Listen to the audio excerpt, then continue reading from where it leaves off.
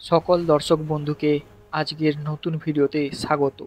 আজকে যেই মুভিটা আমরা এক্সপ্লেন করতে চলেছি সেই মুভিটার নাম হলো কান্তারা। সিনেমার শুরুতেই আমরা দেখি একটি ছোট্ট ছেলের বাবা যে কিনা একটি জায়গায় অদৃশ্য হয়ে যায় এবং তারপরে আমরা আবার সেই ছেলেটিকে দেখি সে যখন একটু পূর্ণবয়স্ক হয় তখন সে তার একজন গুরুজন ব্যক্তিকে জিজ্ঞাসা করে যে তার বাবা কেন এই জায়গাতে অদৃশ্য হয়ে গিয়েছিল। তখন সেই লোকটি তাকে বলে আমাদের অনেক পূর্বপুরুষেরা এই জায়গাতেই অদৃশ্য হয়ে গিয়েছিল, এটা একটা পুরনো কাহিনী আছে। এখন সেই কাহিনীটাই আমি বলবো, যেটা তোমরা মন দিয়ে শুনবে, আর এই কাহিনীর মধ্যেই লুকিয়ে আছে সেই ঘটনা। তাহলে শুরু করি। তখন আমরা সেই লোকটাকে বলতে শুনি সেই ছেলেটিকে। সেই লোকটা তখন বলে বহু বছর পূর্বে এই পৃথিবীতে মানে এই জায়গায় ঈশ্বরের গণ অর্থাৎ দেবতারা স্থাপিত হয়েছিল। যেমন তাদের মধ্যে একজন পাঞ্জলি, সেই পাঞ্জলিকে তারা মানে, আর একজন ছিল উগ্ররূপী গুলিগা। আর তারা আসে এই মানবভূমিতে, যেখানে তারা এসেছিল সেই জায়গার নাম ছিল কান্তারা। তারপর আমরা দেখি এক দুষ্টু রাজা, বাংলা রাজ্যের বিজেন্দ্র। ওই রাজ্যের থেকে বাইরের দিকে প্রকৃতির পূজা করা কিছু মানুষকে আমরা দেখি।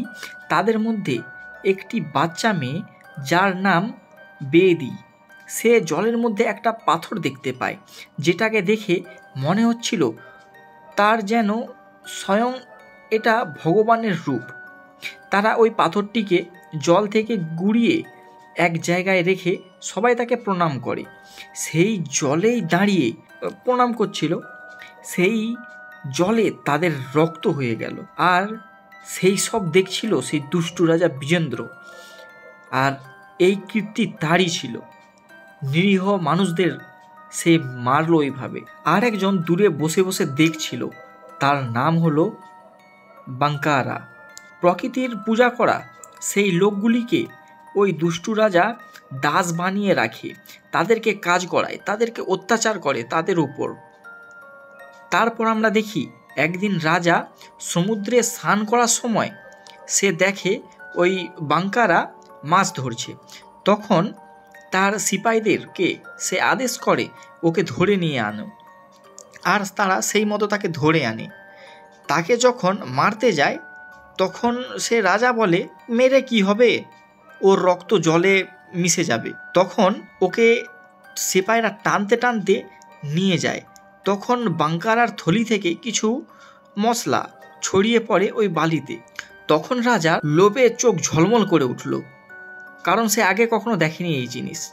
সে তখন ওই জিনিসগুলোকে মানে মশলাগুলোকে ওখান থেকে গুঁড়িয়ে নিজে দেখলো যে জিনিসটা কি। তারপরে বাঙ্কারাকে জিজ্ঞাসা করে এইসব কোথা থেকে পেয়েছো। তখন বাঙ্কারা বলে ঈশ্বরের মধুবন অর্থাৎ কান্তারা থেকে। তখন সে রাজা তাকে বন্দি করে কান্তারায় আসে ওই মশলার খোঁজে। আসলে এটা বাঙ্কারার চাল ছিল ওকে কান্তারার বনে নিয়ে আসার জন্য। আর ওই রাজা সেই জালে পা দিয়ে দেয়। রাজা এসে বনের একটি গাছে আগুন লাগিয়ে দেয় যাতে সে সব কিছু ভালো করে দেখতে পারে, কারণ তখনকার সময়ে বন জঙ্গলে অনেক রাত্রি হওয়া মানে তো কিছুই দেখাই যায় না, সেই সময় আলোরও কোনো ব্যবস্থা ছিল না। সে গাছটায় আগুন ধরিয়ে দেওয়ার পরে বনটা একটু আলোকিত হয়ে পড়ে।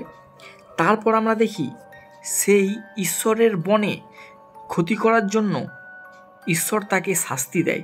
প্রথমে তার সৈনিকদের মারে অলৌকিকভাবে, তারপর তাকেও মারে। শুধু ছাড় পায় তার সাথে থাকা তার ছোট্ট ছেলেটি। সেই ছেলেটি বনে ঘুরতে ঘুরতে কারাপ্পা আদিবাসীদের কাছে গিয়ে পড়ে। সেই কারাপ্পা আদিবাসীদের কান্তারার কথা বলে সেই ছেলেটি। সেই আদিবাসীদের সাহায্যে সেই ছেলেটি তার রাজ্যে এসে পৌঁছয়। তারপর আমরা দেখি একটি কুয়োর মতো স্থানে একটি ছোট্ট শিশু কান্না করছিল। তাকে বেদি আপন করে নিয়েছিল, তার নাম রেখেছিল বার্মি। তার পরের মুহূর্তে আমরা দেখি সেই যে রাজার ছোট্ট ছেলেটি বাংলা রাজ্যের রাজা হয়, তার নাম রাজশেখর। তার দুটি সন্তান হয়েছে, কিন্তু সেই সদ্যজাত সন্তানটি যে হয়েছে তার হাত পা নড়ছিল না। তার জন্য সেই কারাপ্পা আদিবাসীদের হাতে তাকে তুলে দেয়। তুলে দেওয়ার সাথে সাথেই সেই সদ্যজাত সন্তানটি হাত পা নাড়াতে থাকে এবং কান্নাও করে। তখন রাজশেখর তাদেরকে প্রণাম করে। এর কারণটা কি জানতে হলে পুরো ভিডিওটা তোমাদেরকে দেখতে হবে। তাহলে চলো পরবর্তীতে কি ঘটেছে আমরা সেটা দেখি। তারপর আমরা দেখি বার্মে বাঙ্কারাকে জিজ্ঞাসা করছে এটাকে ঈশ্বরের মধুবন কেন বলে। তখন সে বলে মা পার্বতী শান্তির জন্য এই বনটিকে নির্মাণ করেছে। তখন আমরা দেখি বেদি বলে যে ও কার সাথে কথা বলছে। তখন আমরা বুঝতে পারি যে বার্মি ছাড়া কেউ দেখতে পায় না ওই বুড়োটাকে। আর এদিকে রাজশেখর তার 2 সন্তানকে শেখায় যে কান্তারার ওইদিকে ওরা যেন না যায়, কারণ ওখানে ব্রহ্মরাক্ষস থাকে। এরপরে আমরা দেখি সেই প্রকৃতি প্রেমীরা প্রকৃতি থেকে যা কিছু পায় এক অংশ ভগবানের জন্য রাখে এবং এক অংশ তাদের জন্য রাখে এবং এক অংশ সেই ব্রহ্মরাক্ষসদের জন্যও রাখে। আর ওই ব্রহ্মরাক্ষস হয়ে দাঁড়ায় ওই 2টি গোষ্ঠীর মধ্যে একটি প্রাচীর। তারপর আমরা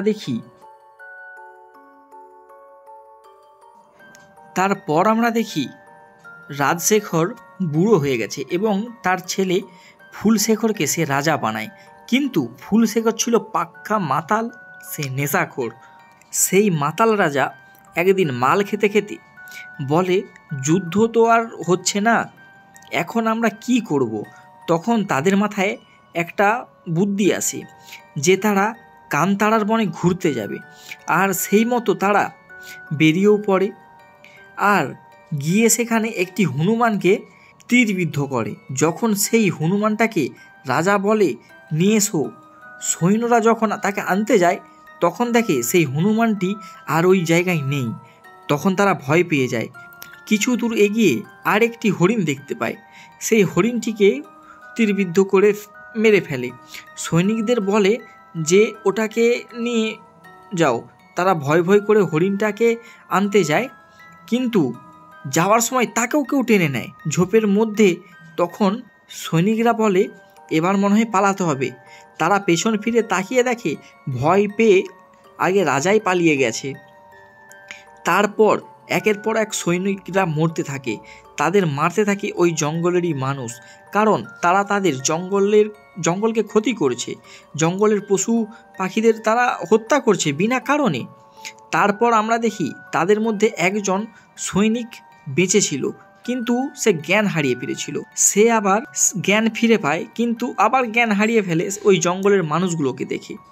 তারপর তাদের মধ্যে আলোচনা হয় যে বাংলা রাজ্যের যখন সীমা অতিক্রম করেছে, আমরাও সীমা অতিক্রম করব, ওদের ওখানে চলে যাব। তখন তাদের একজন বলে রাস্তাকে দেখাবে। তখন বার্মি বলে ওই লোকটা আসে কিসের জন্যে, ওই দেখাবে। তারপর সেই সৈনিক বলে ওপারে যেতে হলে যাবে কি করে। তখন বার্মি বলে ওই সৈনিকদের জামা কাপড় পরে আমরা চলে যাব, তাহলে কেউ আমাদেরকে সন্দেহ করবে না। তারপর বাংলা রাজ্যে যাওয়ার সময় সেই সৈনিকটা জিজ্ঞাসা করে যে ব্রহ্মরাক্ষস কী। তখন তারা বলে এর পেছনে একটা গল্প আছে, তো গল্পটা শোনো। একজন রাজা ছিল, কিন্তু তার রাজ্যে কাজের জন্য সে কোনো লোক পায় না। তখন সে তপস্যা করে। সেই তপস্যায় ঋষিমুনিরা সন্তুষ্ট হয় এবং তাকে একটি ব্রহ্মরাক্ষস দান করে এবং দান করার সময় তাকে বলে যে একে সবসময় কাজ দিতে হবে, না হলে এ সব শেষ করে দেবে, মানুষকেও খেয়ে ফেলতে পারে। একদিন সেই রাজাকেই খেতে গিয়েছিল সেই ব্রহ্মরাক্ষস। তখন রানী একটা কুকড়োনো চুল তাকে দেয়, রানী তাকে ওই কুকড়ো চুলটা সোজা করতে দেয়। তারপর তারা বলে যে এখনও জঙ্গলের মধ্যে বসে বসে সেই চুল সোজা করছে হয়তো। তারপর আমরা দেখি তারা কথা বলতে বলতে রাজ্যের সীমানায় চলে আসে আর ফটক খুলে তারা রাজ্যের মধ্যে ঢুকে যায়। তারপর আমরা দেখি রাজার অবস্থা, সে নেশায় আচ্ছন্ন হয়ে মেয়েদের সাথে ফুর্তি করছে আর রাজসিংহাসন খালি হয়ে পড়ে আছে।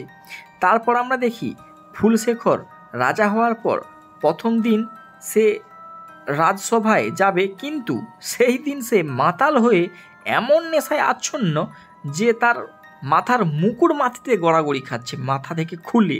তারপর ঠিকমতো চলতে না পারায় তার বস্ত্রও যাচ্ছে খুলে। তারপর আমরা দেখি ভার্মিরা এদিক ওদিক দেখতে দেখতে এক জায়গায় মন্দির তৈরি হচ্ছিল, আর সেখানে মানুষদেরকে এমনভাবে মেরে মেরে কাজ করানো হচ্ছিল, সেই সব দেখে তারা অবাক হয়ে যায়। আর কিছুক্ষণ পরে ওই জায়গাতে একটি অঘটন ঘটে যায়। একটি মৌমাছির ঝাঁক একটি পাথরের আঘাত লেগে তারা বিচ্ছিন্ন হয়ে যায় আর কি। ওইখানে যারা যারা ছিল সবাইকে কামড়াতে থাকে।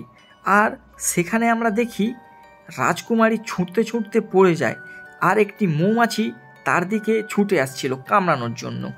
আর বার্মি একটি চাদর নিয়ে সে রাজকুমারী আর দুজনেই ঢাকা হয় ওই মৌমাছিদের হাত থেকে বাঁচার জন্য। কিন্তু একটা রানী মৌমাছি ঢুকে পড়ে ওদের চাদরের ভেতর, আর মৌমাছিটা গিয়ে বসে ওই রাজকুমারীর ঠোঁটের ওপর।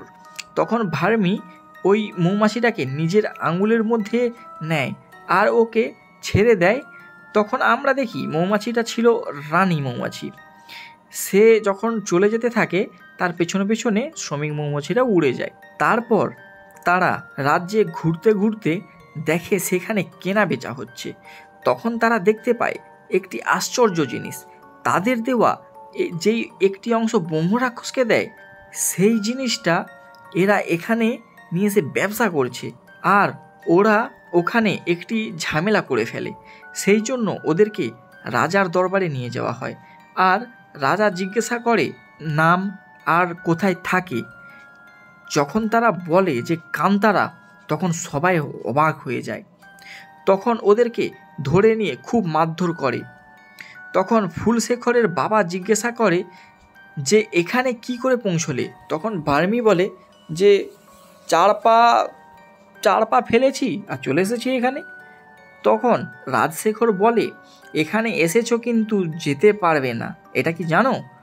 তারপর ওরা খাবার খেতে খেতে ফুলশেখর বলে এখানে ওদের হাত কেটে দিতে হবে। তখন ফুলশেখরের বোন বলে ওদেরকে দেখে মনে হয় ওই লোকটা মনে হয় ভার্মি, যে ওদের নায়ক বা সর্দার এমন। তখন ফুলশেখরের বাবা বলে কান্তারার লোকেদের সাথে লাগা উচিত নয়। তারপর আমরা দেখি কান্তারায় যে লোকগুলো এসেছিল তাদেরকে জেলবন্দি করে দেওয়া হয়। আর সেখানে তারা দেখতে পায় তাদেরকে একজন ওই জেলে বন্দি ছিল, তার নাম ছিল সাঙ্গাপ্পা। সে একজন পেশায় কারিগর, সে সব কিছুই করতে পারে। ওই জেলের যে পাহারাদার ছিল তাকে বার্মি তাম্বাকুর লোভ দেখায়, আর তার কাছ থেকে ব্যাপারে যে কেনা বেচার ব্যাপারে কোনটা কি করতে হবে, কায়দা কানুন সব শিখে নেয়, এবং কোথা থেকে করতে হবে সেটাও, সেই জায়গাটাও দেখে নেয়। তারপর ওদেরকে নেশাগ্রস্ত করে দিয়ে জেল থেকে বেরিয়ে আসে।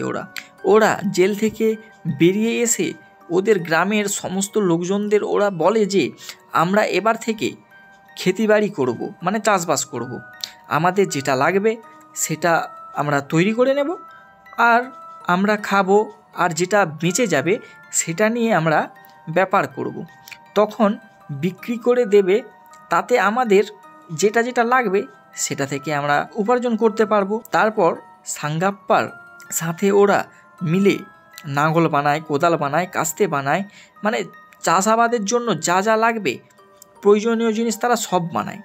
তারপর ওরা জল এক জায়গা থেকে অন্য জায়গা নিয়ে যাওয়ার জন্য একটি উপকরণ বানায়। তারপর ওরা চাষাবাদ শুরু করে এবং বিক্রি বাটাও শুরু করে। ওদের মশলাপাতি দিয়ে ওদের যা কিছু প্রয়োজন লাগবে সেই সব ওরা নিয়ে নেয় এবং নিজেদেরকে শক্তিশালী করতে থাকে। তারপর কান্তারার লোক ব্যাপার করছে বলেই ওদের রাজার কাছ থেকে খবর দিতে একজন যায়, কিন্তু সেখানে রাজকুমারী বলে আমি খবর দিয়ে দেব। তারপর একদিন রাজকুমারী বলে কান্তারার লোকদেরকে ডেকে নিয়ে এসো। সেখানে ওদের মধ্যে একটি বোঝাপড়া হয়। তারপর ওরা ওদের প্রথম ব্যাপার শুরু করে। সেখানে ওরা মশলাপাতি দিয়ে ওদের যা যা দরকার, তীর কামান বিভিন্ন জিনিস ওরা নিতে থাকে, ব্যাপার করতে থাকে। তারপর আমরা দেখি ভার্মির সাথে রাজকুমারী একটি ভালোবাসার সম্পর্ক গড়ে উঠছে। এর কারণ কি? এর পেছনে কি কোনো রহস্য আছে বন্ধুরা? তোমরা কি মনে করছো? যেটা মনে করছো, কি মনে করছো তোমরা, সেটা কমেন্টে জানাও। আচ্ছা চলো তারপরে আমরা শুনি কি হতে চলেছে। প্রেমের কাহিনী গড়ে ওঠার কারণটা খুব একটা স্পষ্ট প্রথমত ছিল না। তারপরে রাজকুমারী তারপর আমরা দেখি রাজকুমারী ভার্মিকে একটি ঘরে নিয়ে আসে। সেখানে তার নখ কাটে, চুল কাটে। কিন্তু একটা জিনিস বুঝতে পারলাম না, এই নখ কাটলো কেন, চুল কাটলো কেন? এর পেছনে কি কোনো ষড়যন্ত্র আছে? রাজকুমারীকে বলতে শুনি যে ঈশ্বরের মধুবনে সে দেখতে চায়। তখন ভার্মি তাকে বলে যে এটা কখনো সম্ভব নয়, এই বলে সে চলে যায়। তারপর ওদের গ্রামবাসীকে বলে ওরা যে ব্যাপার করে এত কিছু জিনিস এনেছি, এরপরে আরও বড় ব্যাপার করতে হবে। তখন ওদেরই গ্রামের একজন মহিলা মানে বেদি, সে বলে যা ছিল সবই তো নিয়ে গেছো, আর কত চাই? তখন ওরা বলে যে আমাদেরকে আরও গভীর জঙ্গলে যেতে হবে। তখন বেদি বলে আরও গভীরে যেও না। তবু ওরা না শুনেই যায় ভিতরে। সেখানে গিয়ে ওদের সাথে একটি বাঘ দেখতে পায়। সেই বাঘটা ওদেরকে কিছু করছিল না, কিন্তু আমরা দেখতে পাই ভার্মির সাথে কিছু একটা সম্পর্কের টান রয়েছে। বাঘটাকে দেখে মনে হয় যে সে কোনো সাধারণ বাঘ নয়। তার চোখে জ্বলে ওঠে একটি আগুন, আর তার চোখে চেয়ে থাকায় ভার্মির চোখেও জ্বলে ওঠে সেই আগুনের ছটা। তখন বাঘটা চলে যায়। তারপর একজনকে বলতে শুনি, একটা পাথরকে দেখে বলে যে এটা কোন পাথর? তারপর আমরা এক ঝলক দেখতে পাই, প্রথমেই যেই একটি মেয়ে সেই পাথরটি কুড়িয়ে পেয়েছিল নদী থেকে, সেই পাথরটি ওখানেই স্থাপিত হয়ে আছে। তারপর ওই বাঘটার পেছনে যায় ওরা। বাঘের পেছনে ওরা যেতে যেতে একটি গভীর জঙ্গলের মধ্যে প্রবেশ করে। সেখানে গিয়ে ওদের সাথে একটি অলৌকিক ঘটনা ঘটতে থাকে। বারবার যখনই কিছুটা আগে যায় তখনই আর কিছুই দেখতে পায় না। আর একটি অসহ্যকর, সহ্য না করতে পারা, কান ফাটা, মাথায় কিছু কাজ না করে ওদের। তারপর গাছের ওপর থেকে একটি প্রাণীকে দেখে ভার্মি একটি কিছু ধারালো জিনিস ছুঁড়ে তাকে গাছ থেকে ফেলে দেয়। তারপরে আমরা দেখি অনেকগুলি গাছ থেকে ওই প্রাণীটি ধপধপ করে পড়ে যায়। তারপর আমরা দেখি আর এক জনজাতিকে, যারা ওই গভীর জঙ্গলের মধ্যে থাকে, তাদের কাছে দেখতে পাই ওই প্রাণীগুলিকে। তারপর আমরা দেখি ভার্মি সেই গভীর জঙ্গলে মশলাপাতির খোঁজ পেয়েছে। আর কিছুক্ষণ পরে শুরু হয় ভীষণ যুদ্ধ, কারণ তারা সেই জনজাতিদের এরিয়ায় চলে এসেছিল। প্রথমে ভার্মিরা পেরে উঠছিল না তাদের সাথে। তারপর তারা তাদের অবনব কৌশলে লড়াই করতে শুরু করে। তখন ভার্মিরা একটু বিজয়প্রাপ্ত হয়। তারপর আমরা দেখি সেই যে বাঁদরের মতো ছোট ছোট প্রাণীগুলি, যেগুলিকে প্রথমেই ভার্মি গাছ থেকে মেরে দিয়েছিল, তাদেরই মুখ থেকে বেরিয়ে আসছে সেই কান ফাটা অসহ্যকর আওয়াজ। সেই আওয়াজে হয়ে উঠছিল নাজেহাল, তাদের মাথা কাজ করছিল না। তারপর কোথা থেকে সেগুলি যেন এসে তাদের উপরে হামলা করে, তাদেরকে কামড়াতে থাকে। তারপর সেই জনজাতিগুলি এসে ওদেরকে ধরে নেয়। ভার্মিকে মারতে উদ্যত হলে আমরা শুনতে পাই সেই বাঘের গর্জন। তারপর আমরা দেখতে পাই বাঘটি এসে ঝাঁপিয়ে পড়ে সেই জায়গায় ভার্মিকে, আর তাকে দেখে তাদের যে জনজাতিগুলি সবাই পালায়। তার সাথে সাথে সেই ছোট্ট ছোট্ট বাঁদরের মতো দেখতে প্রাণীগুলিও পালায়। তারপর আমরা দেখি ওদের একজন মারা যায়, এদেরও একজন মারা যায়, কারণ যে ভার্মিকে মারতে উদ্যত হচ্ছিল বাঘটি তাকে মেরে ফেলে। তারপরে বার্মিরদের গ্রামবাসীরা জিজ্ঞাসা করে যে তোমরা কি করতে গিয়েছিলে এত গভীর জঙ্গলে? তখন বার্মি বলে যে একটা বাঘ আমাদেরকে পথ দেখিয়ে নিয়ে গিয়েছিল।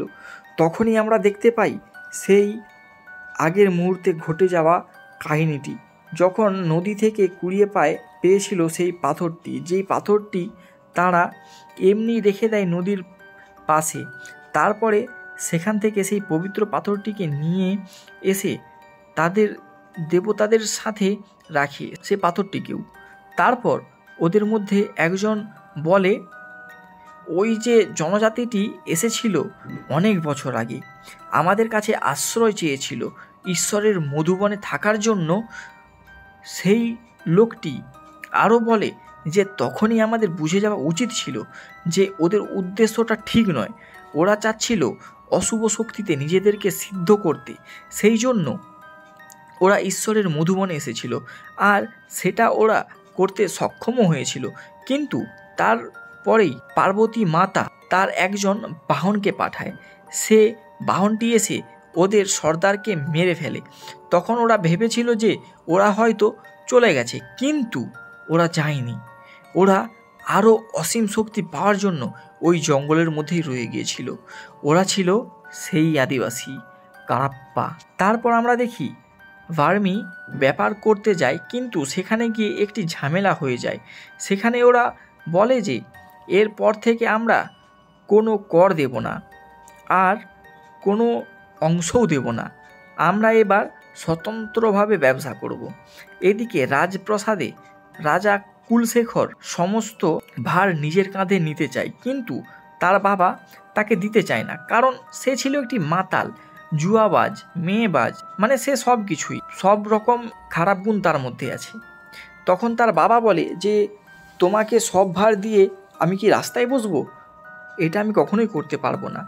তারপর ফুলশেখর তার বাবাকে খাবারে বিষ দিয়ে পঙ্গু করে দেয় 2 দিনের জন্য, মানে অচৈতন্য করে দেয় একবারে। সে কোনো নড়তেও পারবে না, কোনো কিছু করতেও পারবে না। তারপরে রাতের মধ্যেই তার সৈন্য দলবল নিয়ে ভার্মিদের গ্রামে আক্রমণ করতে আসে। রাতের মধ্যে সবাই ঘুমোচ্ছিল, ওরা ঢেরা পিটিয়ে সবাইকে জাগায়। তারপর অগ্নিতীর বর্ষণ করে ওদের ঘরবাড়ির ওপর, আর চালায় এক নারকীয় হত্যাকাণ্ড। চলতে থাকে সেই নিরীহ মানুষদের ওপর অত্যাচার, আর ফুলশেখর মজা নিতে থাকে। বাচ্চা থেকে, বুড়ো থেকে, মেয়ে থেকে, ছেলে থেকে কাউকে ওরা ছাড়ে না, সবাইকে ওরা মারতে থাকে।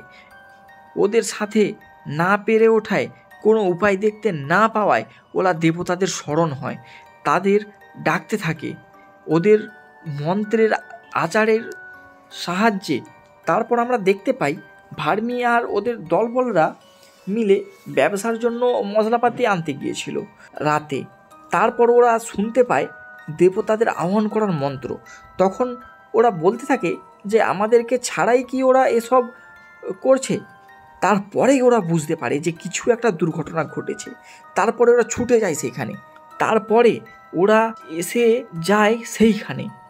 তারপর ওরা তাদেরকে রোখার চেষ্টা করে, আর তারা সফল হতে থাকে। তারপর আমরা দেখতে পাই ভার্মির মা, মানে বেইজির চুলের মুঠি ধরে টানতে টানতে আনতে থাকে, এবং ফুলশেখর বলতে থাকে ভার্মির মাকে যে ব্রহ্মরাক্ষস কোথায়, আমাকে দেখে কি পালিয়ে গেছে?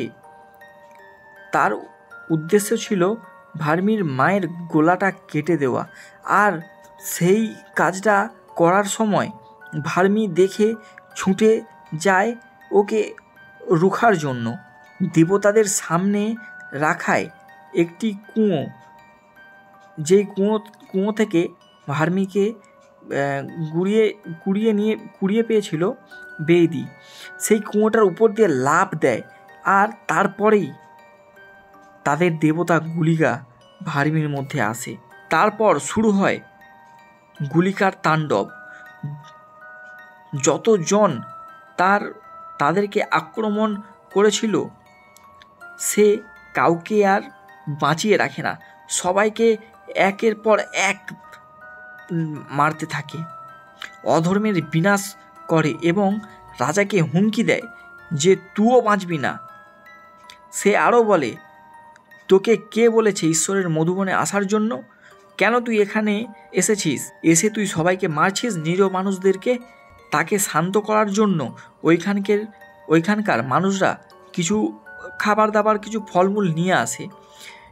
তখন গুলিকা বলে যে আমি এই সব আমার পেট ভরবে না, আমার চাই ওর রক্ত, ওকে মারবো তবেই আমার শান্তি হবে, আর আমি তবেই শান্ত হব। তারপর আমরা দেখি দেবতা গুলিকা ওকে তর্পি মারে এবং শেষে ওর ঘাড়ের কাছে কামড় দেয়, ওর রক্ত পান করে, তবেই সে শান্ত হয়। কিন্তু শান্ত সে তখনও হয়নি। তারপর আমরা দেখি সেই বুড়োটা ওর মাথায় হাত দিয়ে ওকে শান্ত করে।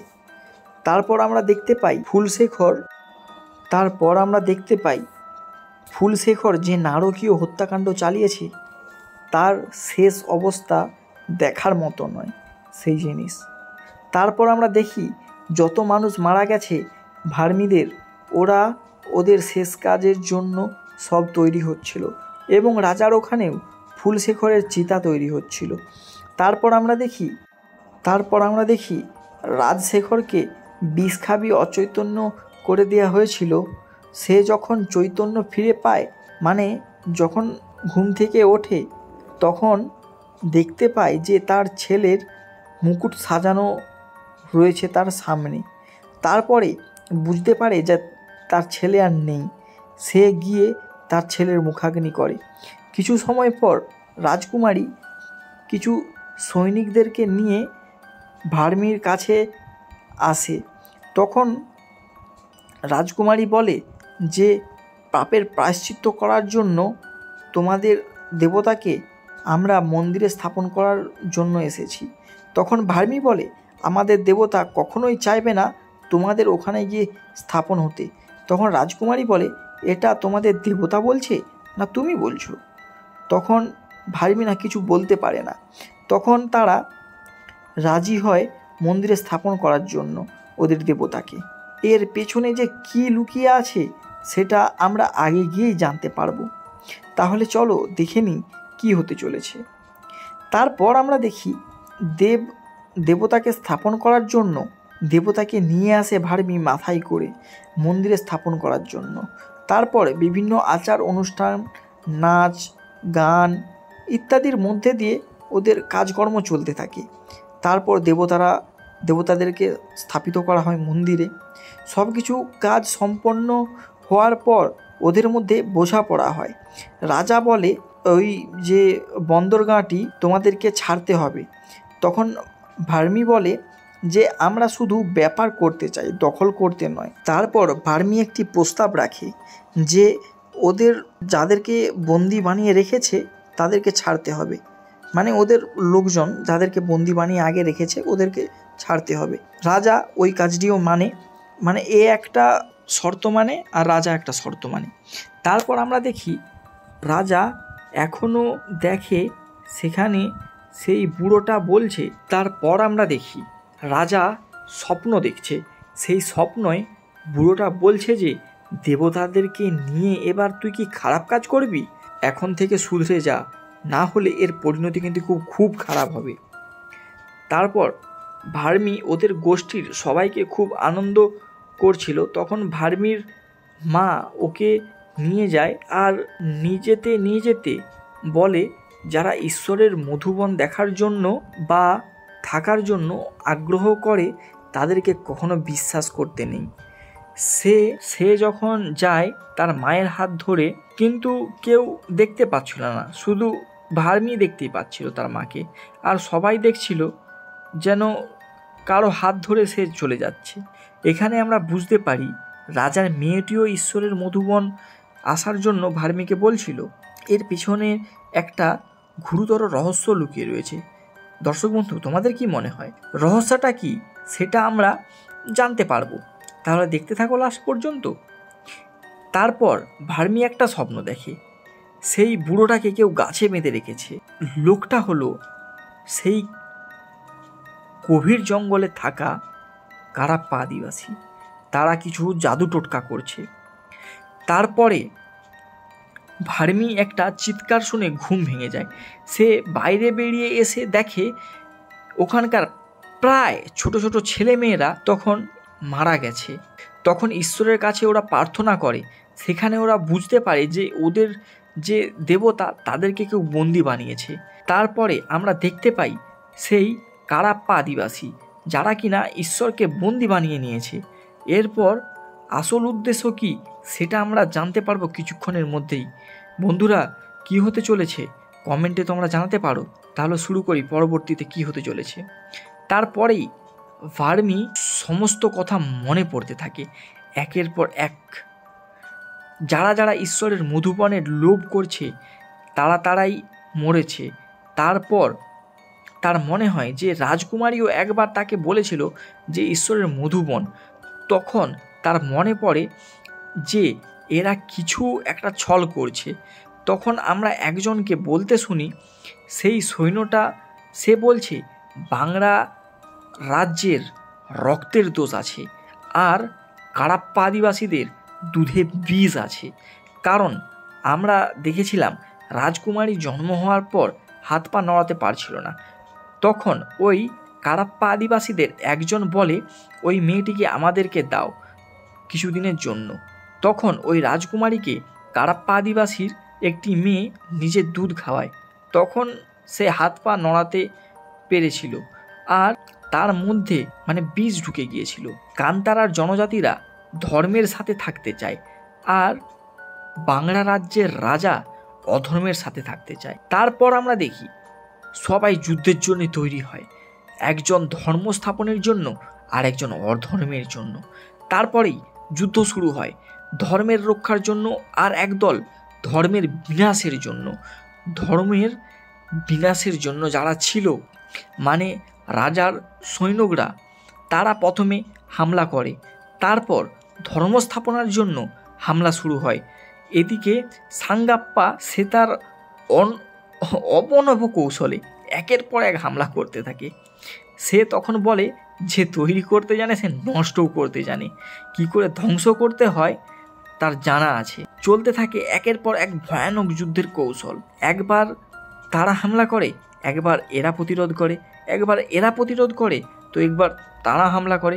এরকম করে চলতে থাকে এক মহাযুদ্ধ। আর এদিকে রাজা কারাপ্পা আদিবাসীদের সঙ্গে হাত মিলিয়ে কালো জাদু বা খারাপ শক্তির সহায়তা নিতে থাকে, তাদের খারাপ শক্তিতে শক্তিশালী করতে থাকে।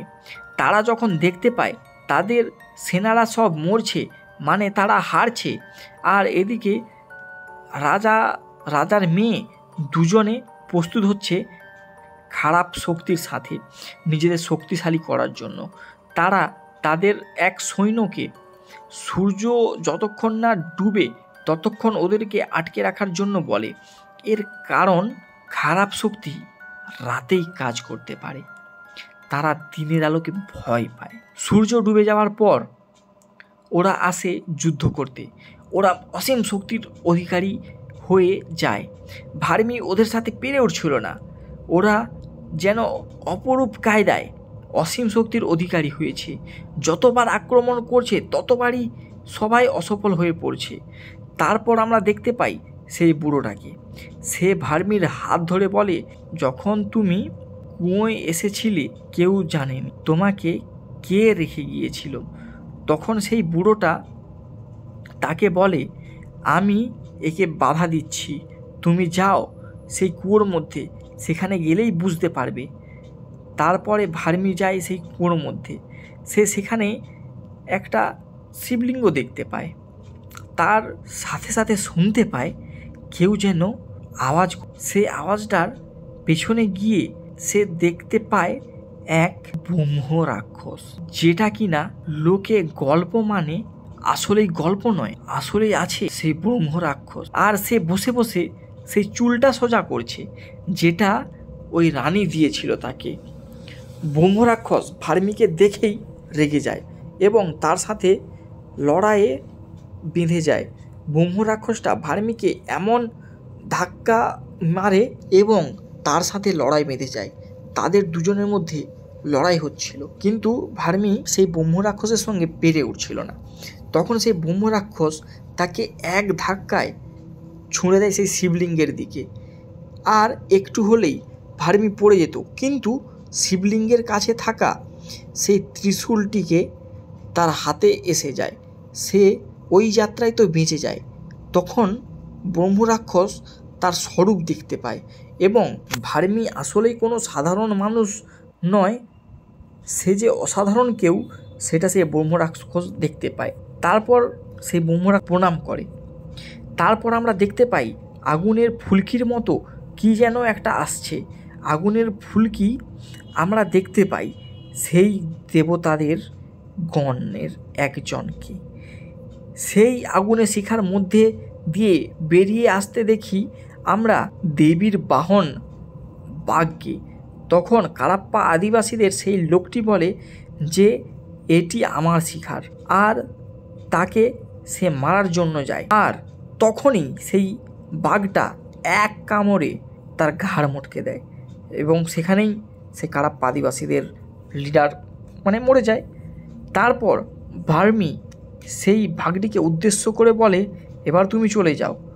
তারপরে সে যায় ছুটে। তখনই তার সামনে রাজকুমারী এসে উপস্থিত হয়।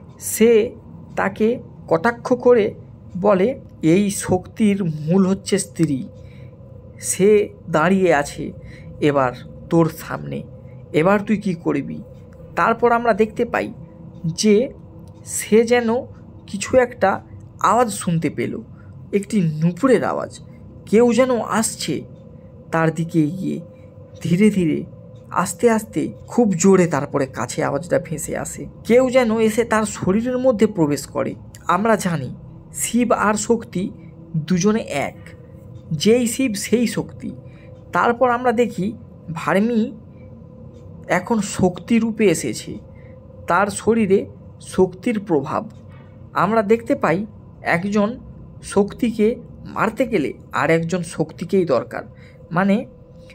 একটা মেয়েকে মারতে গেলে একটা মেয়েই দরকার, কারণ সাধারণত মেয়েদেরকে ছেলেরা মারে না, বা ছেলেরা গায়ে হাত তুলে না মেয়েদের, হিন্দু ধর্মের অনুযায়ী বা সনাতন ধর্মের অনুযায়ী। তারপরে আসে সেই শক্তিটি বাহন বাঘ।